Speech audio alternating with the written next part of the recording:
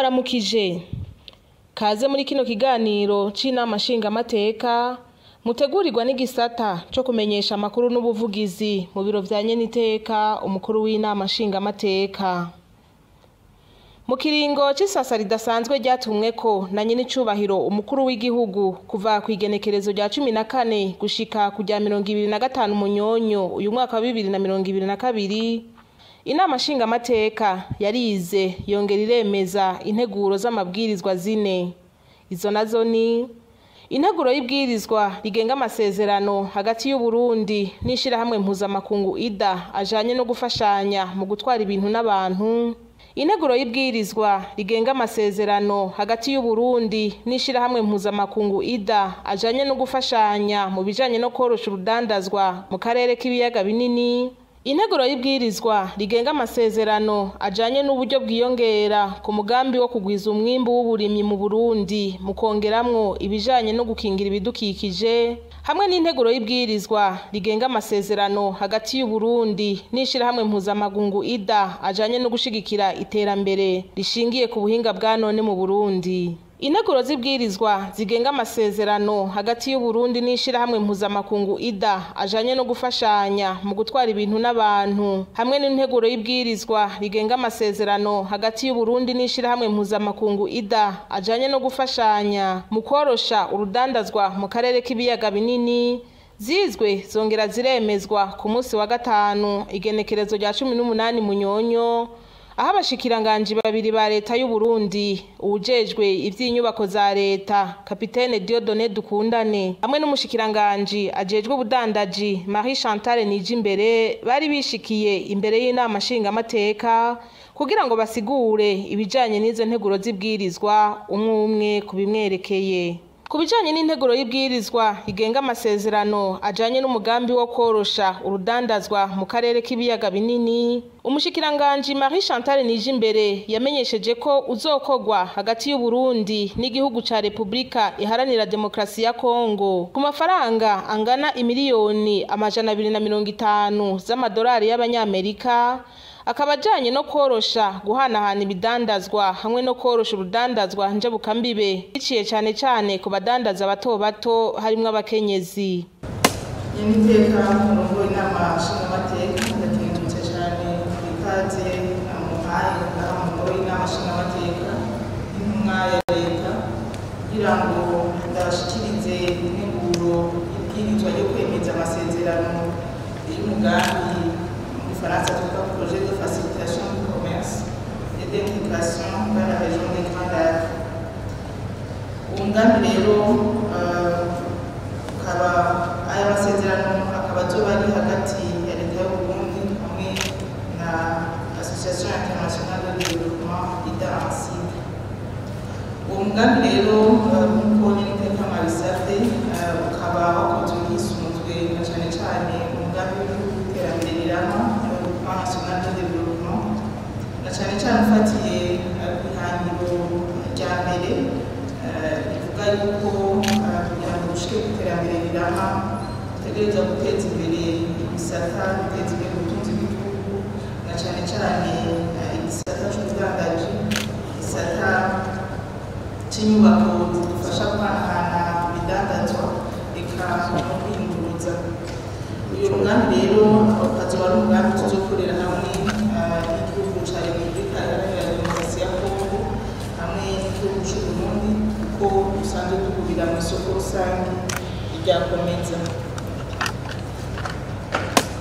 Umugambi wose uzotwara amafaranga angana n'imiliyoni 250 z'amadolari, kugira ngo azokoreshwa ku ruhande rw'igihugu c'u Burundi akazoba ari miliyoni 90 z'amadolari, ku ruhande rw'igihugu ca Republika Iharanira Demokarasi ya Kongo miliyoni 152, hanyuma ku ruhande rw'ishirahamwe rya Komeza akaba ari miliyoni 8. Ihangiro nyamukuru w'umugambi akaba ari ukorosha guhanahana ibidandazwa hagati y'igihugu ca Republika Iharanira Demokarasi ya Kongo hamwe n'igihugu c'u Burundi, eka no guteza imbere kandi ibidandazwa njabukambibe na cane cane tubishishije ku badandaza bato bato harimo n'abafasoni kuko bigaragara ko mu burere buba bwegereye ku mbibe abafasoni usanga aribo cyane cyane bakora urudandazwa njabukambere. Ibyo nabyo kugira ngo tubishike ko bizoba biciye mu bikorwa nyamukuru bine, akaba bwa mbere guhinyanyura amategeko agenga urudandazwa njabukambere kugira ngo tuyanoganze. Aha twovuga nko gushyiraho ico mu Faransa yitwa régime commercial simplifié yemejwe n'ibihugu bigize isoko rusange rya Komeza biciye mu masezerano azoshirwako umukono azoba ari hagati y'igihugu ca Repubulika Iharanira Demokarasi ya Kongo na Repubulika y'u Burundi kugira ngo twemeze urutonde rw'ibidandazwa ndengambibe bizoba biri muri uwo mugambi bigashobora no kubenefisia iyo régime commercial simplifié. Bwa kabiri ni ugushyiraho inyubako rusange zifasha korohereza abenegihugu ihanahana ry'ibidandazwa hagati y'igihugu cya Repubulika Iharanira Demokarasi ya Kongo n'igihugu cy'u Burundi. Ahanini hanavuga ko hazoba ibikorwa nyamukuru nka bine. Hariho gusanura ikivugo cya Rumonge kuko bidufasha muri urudandazwa rw'abantu bato bato na cyane cyane bakora urudandazwa njabukambere baciye mu kiyaga cya Tanganyika. Nayo ku bijanye n'amasezerano ajanye n'umugambi urama wo gutwara abantu n'ibintu urinda ihindagurika ry'ibihe, Umushikiranganji Kapitene Dieudonné Dukundane yamenyesheje ko ari ingabire y'ishirahamwe mpuzamakungu IDA y'amafaranga azofasha ku bijanye no kubaka amabarabara mu kwitwararika inkurikizi zijanye n'ihindagurika ry'ibihe ku muhora wo hagati uhuza Burundi n'igihugu ca Tanzania. Twashaka rero dukundiye umucanake tuvuge imvunibano itumye dushika hano kugira ngo dushikirize umugambi igihugu c'Uburundi biciye ku mushikiranganji ajejwe ivyo ubutunzi amasezerano y'ingabire yashizeko igikumu ari kumwe n'abaserukira b'isi yose. Ayo masezerano akaba agaragazwa n'umumero G1280 agwevuberi yerekeye umugambi urama wo gutwara abantu n'ibintu urinda ihindagurika ry'ibihe. Yatewe igikumu ku igenekerezo rya 13 Gitugutu uyu mwaka turimo 2022. Leta y'Uburundi rero n'ishirahamwe mpuzamakungu y'isi yose rijejwe iterambere twita IDA muvunyo bifatiye ku ntumbero yo gushigikirana mu iterambere no guteza imbere kubaho neza biciye mu mugambi wo gutwara abantu n'ibintu urama kandi urinda ihindagurika ry'ibihe ku muhora wo hagati uhuza Uburundi n'igihugu kibanyi ca Tanzania biyemeje gushira umukono kuri aya masezerano. Kubw'ivyo amasezerano y'ingabire ku bijanye n'umugambi yarashizweko igikumu mu Washington DC muri Leta Zunze Ubumwe za Amerika igenekerezo rya 13 Gitugutu ubu mwaka turimo 2022. Mbega ibiri muri aya masezerano ni biki? Igice ca mbere twagomba tubashire ku mayange ibigize uyu mugambi.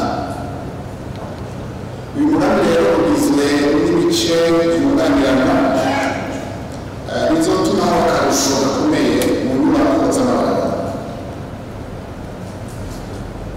Kubera yuko amabarabara twaba twubaka hari ibice tutaba dushiramo uyu mugambi uzozana bizotuma amabarabara tugiye kubaka azoba amabarabara arama amariye.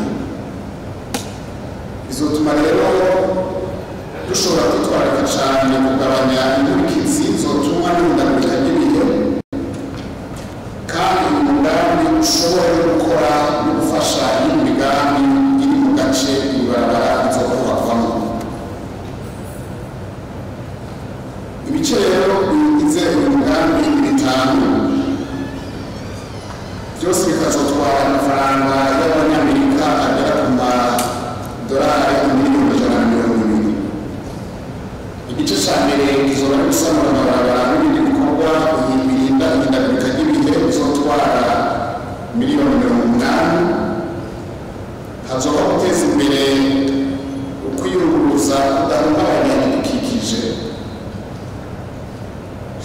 no kugabanya amasanganya y'ibarabara bizotwara miliyoni 9,500,000. Igice kigira gatatu hazoba kongereza ubuhinga ibisata bijejwe gutunganya imigambi y'amabarabara. Ibi bikaba bitegekanijwe ko bizotwara miliyoni 23,500,000. Habeho gushigikira ishigwa mu ngiro y'umugambi. Hanyuma kandi kubera ko tugiye kuzotangura ivyigwa binonosoye, biragaragara ko igihe umugambi wigwa hashobora kuba hariho n'ibindi byo bangira akamaro mugabo tutavuze muri iyi. Nico gituma muza kubona igice kigira gatanu hasa n'aho zifata amafaranga ariko ibi vyigwa tuzoca dutangura uyu mugambi umaze gutegwa ko igikumu uzoca ushiramo ivyo vyose tutazoba twiyumviriye kugira ngo bishobore kunganira. Rero byose mu gice ca mbere cerekeye gusanura amabarabara n'ibindi bikorwa twagomba tubabimenyeshe n'uko ahanini umugambi uzosanura ibarabara ry'igihugu rigira gatatu rihuza ibisagara vya Bujumbura na Rumonge. Ariko nk'uko mubizi iri barabara kuva ku mupaka guhuza na Tanzania gushika i Nyanzarake, ibarabara ryarakozwe rirahita neza. Kuva Nyanzarake gushika mu Rumonge ibikorwa byaratanguye. Kuva mu Rumonge kuraza Gitaza n'ibindi ibikorwa byo gusanura ibarabara byaratanguye. Ariko reka hasigaye agace ko gusanura kuva mu Gitaza gusa Bujumbura. Niho rero ubwo ari agace k'ibirometero 25. Aho niho tuzokwitwararika ico gice ca mbere kigize uyu mugambi. Hariho kandi no gusanura amabarabara abiri yatowe hano mu gisagara ca Bujumbura. Ibarabara rya mbere ibarabara ryitiriwe Incungu ya Demokarasi Boulevard Ndadaye Melchior rifise uburebure bw'ikilometero 1.8 m. Harimo kandi gusanura ibarabara ryitiriwe Mwambutsa rica imbere y'ingoro twicayemo kuva kuri Rond-Point des Nations Unies gushika kuri Gare du Nord, rirenga ibirometero 2.2. Kuri ayo mabarabara nyene, kubera twavuze yuko tugomba gukora amabarabara y'uburyo bwa kijambere, hazobaho gutunganya n'aho abagenda n'amaguru baca. Twari twimenyereye ariko twabonye ko ikintu gikomeye cyane kuko kwiyunguruza ibisagara ntibihariwe gusa abiyunguruza n'imiduga canke n'ibindi bikoresho bikoresha amamoteri. Igiciro kigira kabiri twegereje aya mabarabara tuzoca duteza imbere kwiyunguruza kudahungabanya ibidukikije hamwe no kugabanya amasanganya mu mabarabara. Aha cyane cyane tuzoshimikira ku bumenyi abajejwe gutunganya no kwiyunguruza mu mabarabara kugira ngo amasanganya agabanuke, abantu bariko baragendera mu mabarabara uburenganzira bw'umuntu wese bushobore kubahirizwa. Igice kigira gatatu hazoba kongereza ubuhinga ibisata bijejwe gutunganya imigambi y'amabarabara mu buryo burinda igaruka ry'ibintu. Muri iki gice tuzokunga ubuhinga abahinga bajejwe gutunganya imigambi y'amabarabara. Uyu mugambi uzotuma haba inyigisho zihanitse z'abahinga muri ico gisata. Izi nyigisho twashobora kuzitunganya muri iki gihugu. Tuzoshiraho igisata muri kaminuza y'Uburundi ku rwego rwa master. Amafaranga azokoreshwa muri ico gisata akazoba muri uyu mugambi kugira ngo ushobore kuronka muri iki gihugu abahinga bashobora kudufasha gutunganya imigambi. Tugiye kuraba muri kahise imigambi myinshi y'amabarabara ni by'ukuri twahora twitura abahinga bo hanze hafi 100%. Ariko twabonye ko ari byiza ko natwe twotangura kwigisha abahinga bacu mu vyerekeye gutegura imigambi ijanye n'ibyo gutwara abantu n'ibintu cyane cyane barabara.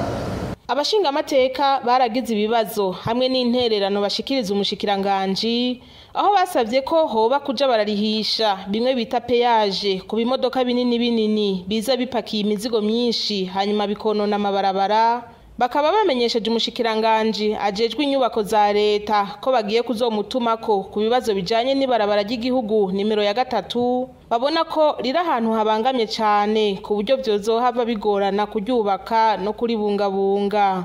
Bamaze kuzica ijya nino, izo nteguro z'amabwirizwa zibiri zikaba zaciye zemezwa 100%. Integuro y'ibwirizwa rigenga amasezerano ajanye n'uburyo bwiyongera ku mugambi wo kugwiza umwimbu w'uburimyi mu Burundi hamwe n'integuro y'ibwirizwa rigenga amasezerano hagati y'u Burundi n'ishirahamwe mpuzamakungu IDA ajanye no gushigikira iterambere rishingiye ku buhinga bwa none mu Burundi nazo zizwe zongera ziremezwa n'inama nshinga amateka ku munsi wa 6 igenekerezo rya 19 Munyonyo uyu mwaka. Naho nyene abashikiranganji babiri ujejwe ivy'uburimyi n'ubworozi Dr Santos Niragira hamwe n'ujejwe gutumatumana k'amakuru Leokadinda Cayisaba nibo baje gusigura ibijanye n'izo nteguro z'ibwirizwa imbere y'inama nshinga amateka. Ku nteguro y'ibwirizwa rigenga amasezerano ajanye n'uburyo bwiyongera ku mugambi wo kugwiza umwimbu w'uburimyi mu Burundi mu kongeramwo ibijanye no gukingira ibidukikije, umushikiranganji Santos Niragira yamenyesheje ko izanye umwizero wo kugwiza umwimbu ku buryo hazoba gufungura neza kurama mu kuduza umwimbu w'abene gihugu cane cane mu kugwiza mikoro yabo. N'iteka uno munsi jewe umushikiranganji w'ibidukikije uburimyi n'ubworozi nazindukiye hano kugira ngo tubasabe ko mwodufasha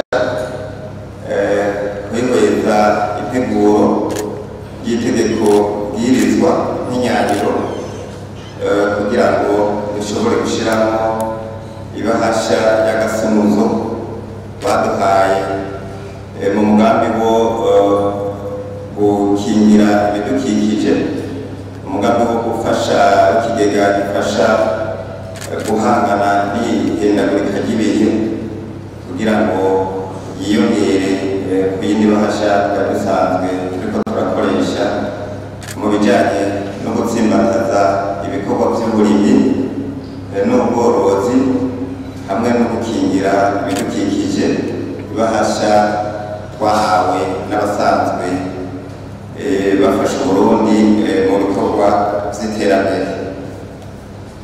Nagomba rero mu nkundire mbanze ndabisigure kuvyifashe nk'uko nyir'iteka yejeje kubidusaba, ico yita expose des motifs.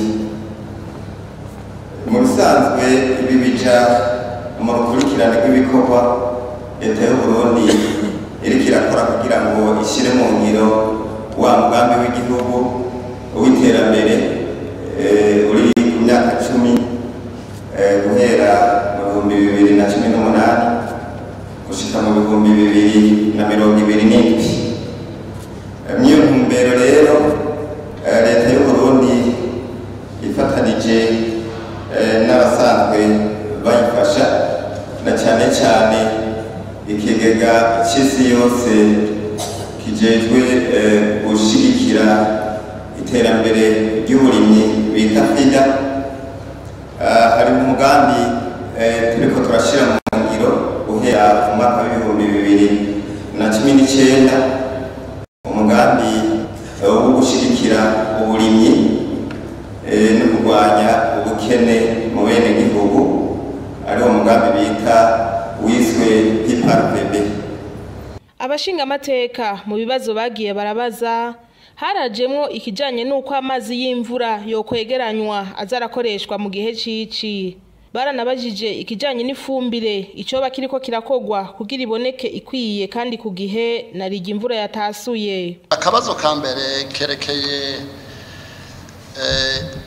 no mu mugwi barakibajije mugaba bakibajije ukundi cyane cyane ni novuga nti kuri page ya kabiri y'integuro kujanye n'ama activité couverte par le financement additionnel, ndabonaho kumbure rubrique batanze ibihumbi 22,500 z'amadolari ku bijanye no gukingira développement d'un environnement favorable à la conservation des eaux et des sols. Turavye no munsi rero mu gihugu cyacu cy'u Burundi kugira turime nuko tuba dufite amazi. Hama turabona ko hari hindagurika ry'ibihe ryibonekeza aho abarimyi barima mu nyuma bakarindira imvura itaguye bakaguma bikoreye amaboko. Jero nkabona nti aha mu gihugu amafaranga ndiko ndaraba mbona umengo représenta 0,2% kuri financement additionnel, mbona umengo ni make.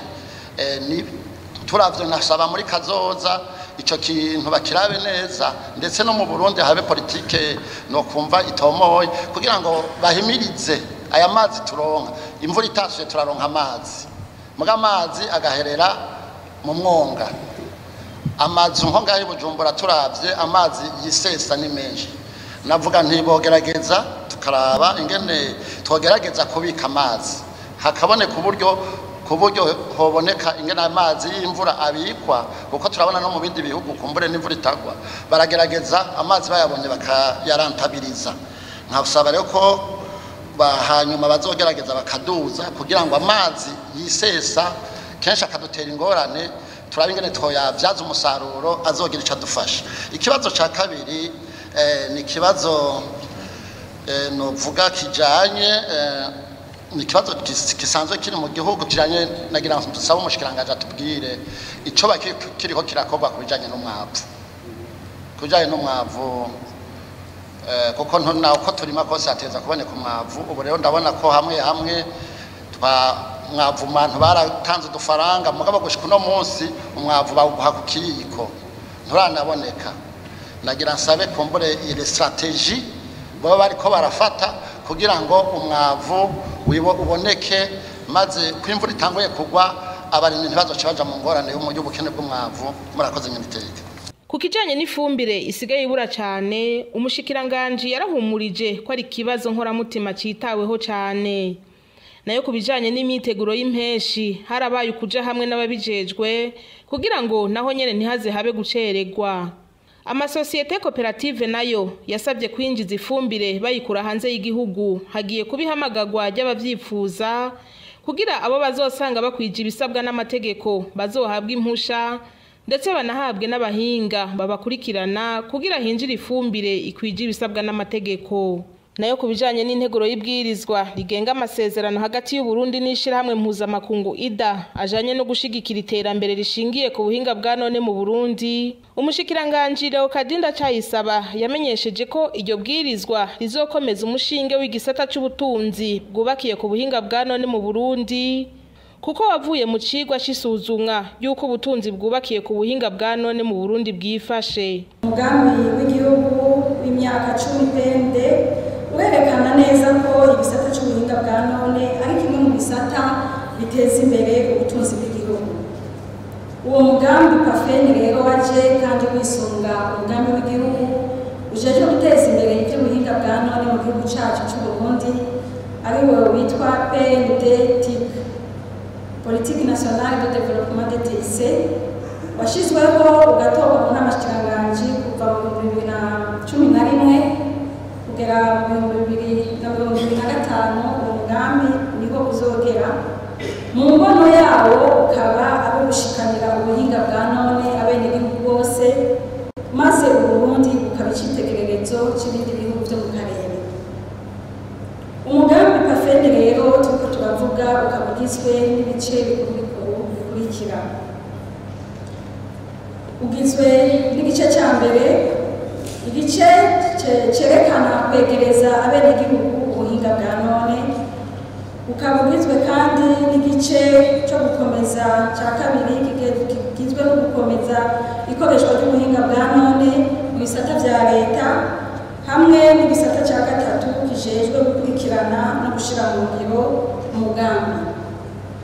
Mu ncamake uko iyo migambi, uko ibyo bice bitatu bigize uwo mugambi bimeze, mu gice cya mbere hazobamo gushiraho no kwinyanyura amategeko bwa mbere n'ibisabwa byose kugira ngo igisata cy'ubuhinga bwa none gikoreshe umuvuduko munini.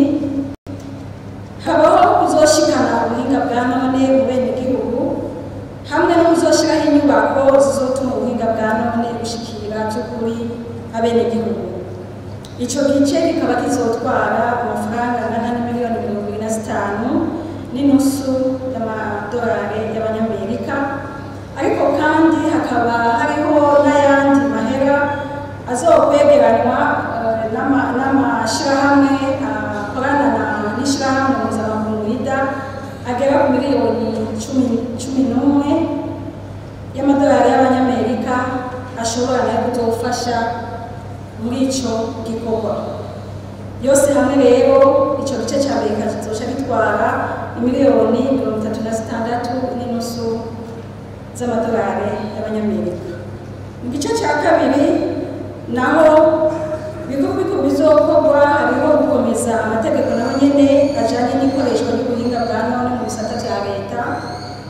Harimo kandi gukomeza inyubako zisanzwe zihari hamwe no guha ubushobozi bwo gukoresha ubuhinga bwa none mu bisata vya leta. Hakazoba kandi gukoresha ubuhinga bwa none mu bisata bimwe bimwe vya leta, ico twita numérisation de certains services et de cas d'utilisation phare. Muri ico gice ca kabiri kikazotwara imiliyoni 21 n'ibice bitatu by'amadolari y'abanyamerika. Igice ca nyuma cerekeye gukurikirana no gushira mu ngiro iterekeye umugambi nyitsina naco kikaba kizotwara imiliyoni 3.2 by'amadolari y'abanyamerika. Ni ukuvuga umugambi wose pafene ukaba uri miliyoni 61, ariko ayazotangwa n'ikigega ayazotangwa na Banki Mondiale biciye mu kigega muri guteza imbere imigambi isi yose, kikaba kizotanga miliyoni 50, ariko miliyoni 11 nk'uko nabishikirije n'amahera bazorondera batatugarantishije, ariko ashobora nayo kuzokwegeranwa agafasha. Bamaze kuzica ijya nino, izo nteguro zibwirizwa zikaba zaciye zemezwa zose 100%. Muri ico gihe c'ikiringo kidasanzwe c'inama nshingamateka caranzwe kandi no gutora umuhuza agira gatatu w'abarundi. Umuhuza w'abarundi nyakubahwa Aimé Laurentine Kanyana yararahiye imbere ya nyenicubahiro umukuru w'igihugu. Akaba yarahiye agira ati: Aimé Laurentine Kanyana, ombudsman de la République du Burundi. Jewe Aimé Laurentine Kanyana, umuhuza w'abarundi, ndarahiye kuzogamburukira umukuru w'igihugu kubahiriza ibwirizwa shingiro, amategeko n'amabwirizwa agenga igihugu c'u Burundi. Ndarahiye kandi ndiyemeje kuzorangura amabanga ajejwe mu kuri, mu kudahengama no mu kuzigama amabanga y'akazi.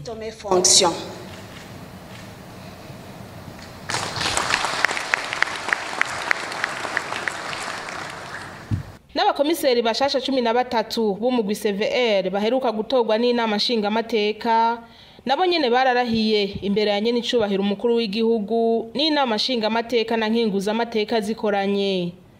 Nabo bakaba barahiye bagira bati: devant le président de la République, devant le Parlement, moi, ambassadeur Pierre Claver Ndayicariye, imbere y'umukuru w'igihugu, imbere y'inama nshingamateka na nkenguzamateka, jewe ambassadeur Pierre Claver Ndayicariye, umukuru w'umugwi wo kumenya ukuri no kunywanisha abarundi, ndarahiye kuzorangura amabanga njejwe mu bwigenge ntahengamye n'iteka tankunzi mu ntumbero yo kurondera ukuri kuzotuma habaho gusubiza hamwe.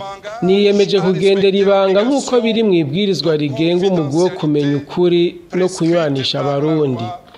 De la commission vérité et réconciliation.